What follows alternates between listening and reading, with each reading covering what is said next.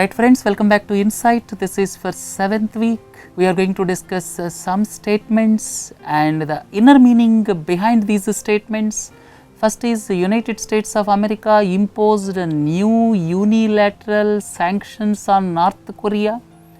Why United States of America imposed sanctions? Two incidents during January and February. In January, North Korea claimed that it tested hydrogen bomb. That was precisely on January 6. If you look at February 7, North Korea stated that it launched a satellite, but United States of America suspects that North Korea launched a missile with the ballistic missile technology. Ballistic missile technology takes care of launching of missiles for longer distances. So, the basic aim or basic target of North Korea is to hit United States of America. And please don't forget, North Korea's closest ally is China, and China is not in good terms with United States of America because of the disputes in South China Sea. China and United States of America are at loggerheads. China claims several islands in South China Sea, but United States of America is disputing, and United States of America wants to ensure freedom of navigation in South China Sea. So, because of these reasons, the wedge between China and United States of America is growing. Under these circumstances, North Korea tested or claimed to have tested this hydrogen bomb, as well as they told that they launched a satellite, but the world believes that they launched a missile with ballistic missile technology. So, under these circumstances, China can only silence North Korea, but China, because of strategic reasons, it is silent, it is not taking proper action. Now, the present situation may widen gap between China and United States of America. Tensions between China and United States of America are expected to rise because China's inaction or its attitude to control North Korea. Second important point is China's actions in South China Sea, because it is building a lot of infrastructure in various islands in South China Sea, right? So, India should be quite cautious and should maintain delicate balance with regard to the widening wedge between China and United States of America. Definitely, United States of America will try to pull India towards its side so as to ensure freedom of navigation in South China Sea, and it may raise to tensions between India and China also if India toes the line of United States of America. Right friends, look into the next one. Government will announce interest rates for small savings schemes once in a quarter. The small savings schemes I have listed out here. These are examples of small savings schemes, and the previous practice was Government of India used to announce interest rates once in a year. Now, government stated that it will announce interest rates every quarter. That means, it will announce interest rates once in 3 months. What is the need for this change? Why there is change? Because country can progress with less interest rate regime. Ultimate goal is interest rates on loans are to be reduced.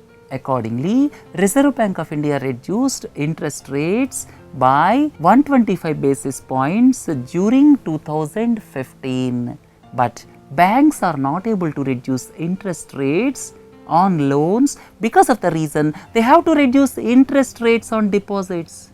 If interest rates on bank deposit rates are reduced, then people will invest in small savings schemes. Small savings schemes interest rates are higher than bank deposit interest rates. So, ultimate goal is all should be aligned. This small savings interest rates, bank deposit interest rates, they should be aligned. There should not be much difference in the bank interest rates as well as small savings interest rates. If there is difference in these interest rates, then what will happen? People do not deposit in banking system, they will go to small savings schemes. So, as to avoid it, Government of India now came forward to align interest rates of small savings schemes with the interest rates of government securities. Normally, for deciding the interest rates of various deposits and the small savings, the benchmark taken will be the interest rate on government securities. So, now taking government securities as the base, this small savings interest rates will be aligned such that bank deposits will not be at inconvenience position. That means, final word is this bank deposit rates, bank deposit interest rates, this small savings interest rates will be aligned. There will not be much difference in the interest rate regimes of these two types of financial instruments, right. The ultimate goal of the country is to reduce the interest rate structure on loans. Then only growth will take place, then only GDP will grow.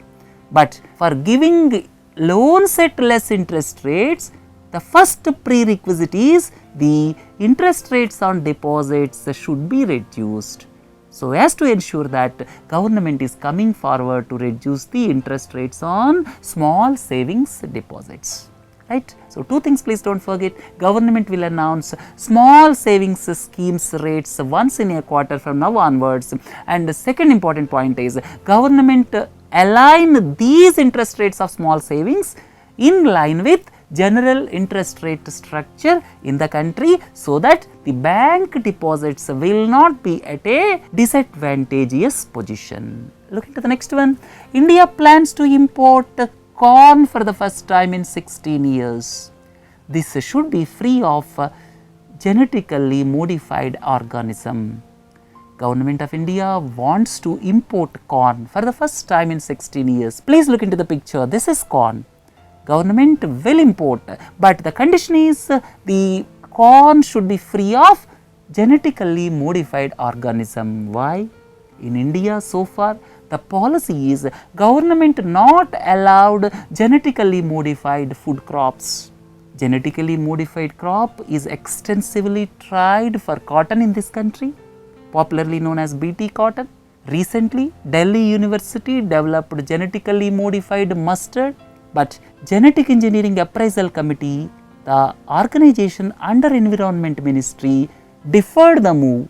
Because of the reason, several protests arose in the country against the introduction of genetically modified food crops, and under these circumstances, government imposed a condition, whatever the corn imported into the country should be free of genetically modified organisms. That means, this is in line with the government's policy of not allowing genetically modified crops into the country, especially food crops. Second point is, this corn is mostly grown in United States of America, Brazil and Argentina, and most of this is genetically modified. And there is lot of division, or you can say the opinion is well divided between pro-GM crops and anti-GM crops across the world. Some of the European countries, they do not allow GM crops, but these GM crops like soybean, corn are extensively grown in United States of America. Now, government wants to import, but that should be genetically modified organism free, and it is not that easy for India to import corn without genetic modification, or it is not easy for importing corn for our country free of GMO, right? Because most of the countries grow genetically modified crop in corn. Look into the next one, government released capital goods policy, which aims to increase capital goods production from rupees 2.3 lakh crore in 2014-15 to rupees 7.5 lakh crore by 2025. Government recently released capital goods policy, and it wants to triple the capital goods production, that is from 2.3 lakh crore to 7.5 lakh crore by 2025, that is within 10 years. Definitely it is the Herculean task. You may ask, what is meant by capital goods? Capital goods are basically heavy machinery which are used in the production of goods or services meant for final human consumption. The machinery required for making this shirt is capital goods. The machinery required for making this shirt is capital goods, and this shirt is consumer goods. Please look into this. What is capital goods and what is consumer goods? Here the picture clearly tells capital goods, basically the machinery required. This is heavy machinery required, which is used for production of consumer goods. Consumer goods are, please look into this, whatever we are using for day to day consumption, that these are consumer goods. So capital goods, we are importing most of the capital goods into the country, and so as to ensure self-reliance within 10 years, government announced this capital goods policy, which aims to increase the production from 2.3 lakh crores to 7.5 lakh crores. And please don't forget, the means of production for establishing any industry, three things are very important. One is capital goods, second is the land, third one is the labor. These things please don't forget. Exports shrunk for 14th straight month. Exports are shrinking since December 2014. Exports are contracting since December 2014, and January 2016 they fell by around 13.5%. These exports are shrinking for the past 14 months. What is the reason? Globally, the economies are not performing well. Global downturn is one reason. Second reason is fall in commodity prices across the world is another reason. Like that, there are several reasons are there. But whatever the reason, India's exports are shrinking badly, and this year 17.6% overall fall in exports. During the first 10 months of this financial year, exports have fallen by 17.6%. And for the entire period of 2015-16, exports are expected to be in the range of $260 billion against around $310 billion during the previous year. 2014-15, we had exports of around $310 billion. They are expected to shrink to around $260 billion, which is not an acceptable situation. As per the World Trade Organization statistics, exports have also fallen in United States of America, China, European Union, but our exports have fallen by around 18% during the current financial year, which is not good for our growth.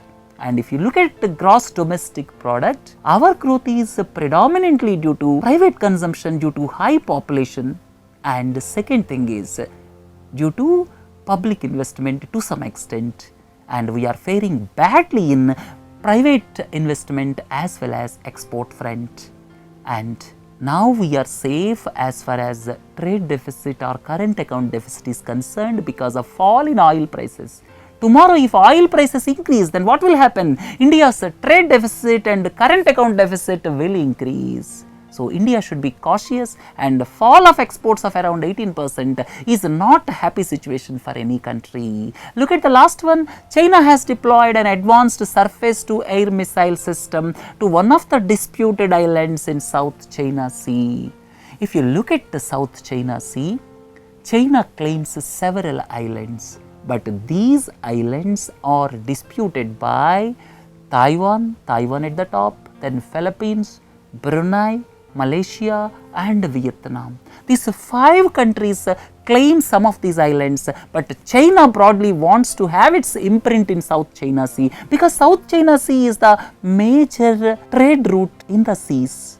It is one of the major trade routes, and as China claims several islands, then other countries may have problem with regard to the freedom of navigation. Now, United States of America wants to have its imprint with regard to the freedom of navigation in South China Sea.